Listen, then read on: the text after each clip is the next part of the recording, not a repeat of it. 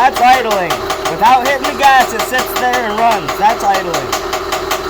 And it runs good.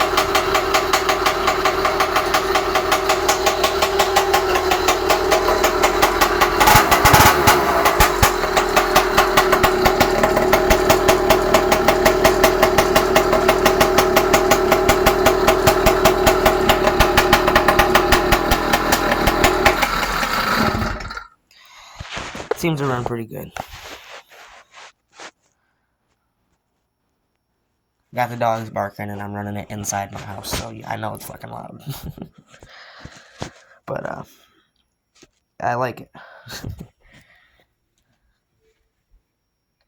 like a gun barrel smoking, that's funny. But, I like how it looks with the longer pipe. I think it looks good going out the back. Got it pretty level.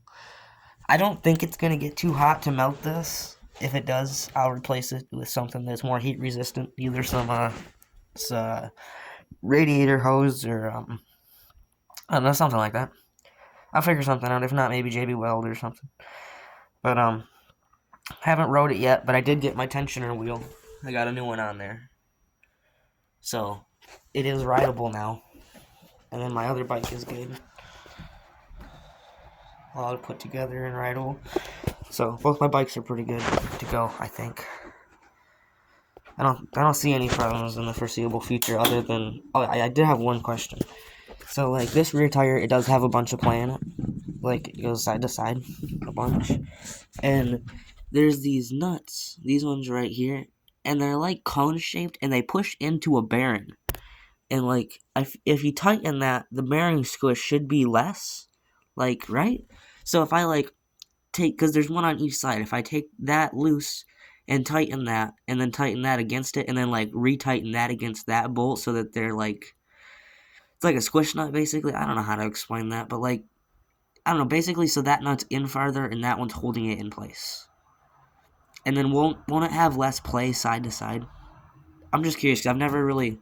I've took one apart. In here, real quick. Let me shut my doors and I'm going to show you guys what I'm talking about.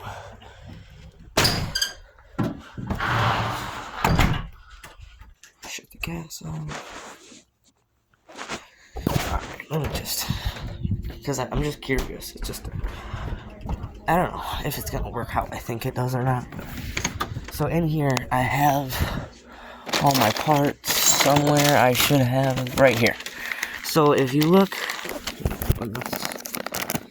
inside of this right here, it has these nuts right here.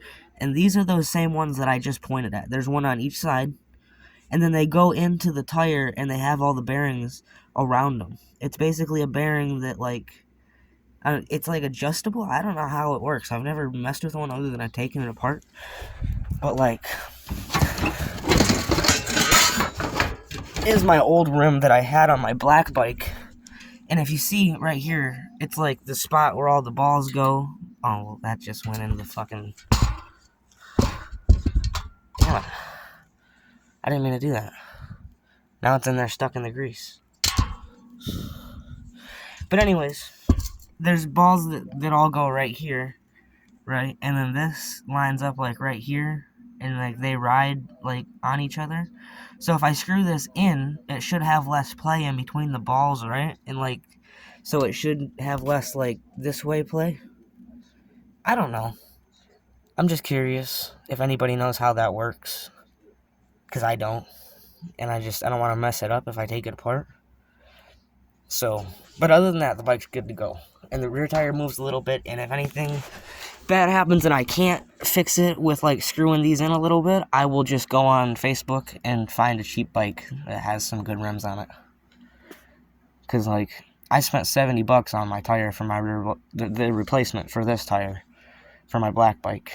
Because I wanted a nice steel spoked rim. I don't know. You can see the spoke missing right there. It's not good. But, yeah, I don't know how that works. I just don't know. There's that fucking ball. You can see the ball. It's fucking mocking me.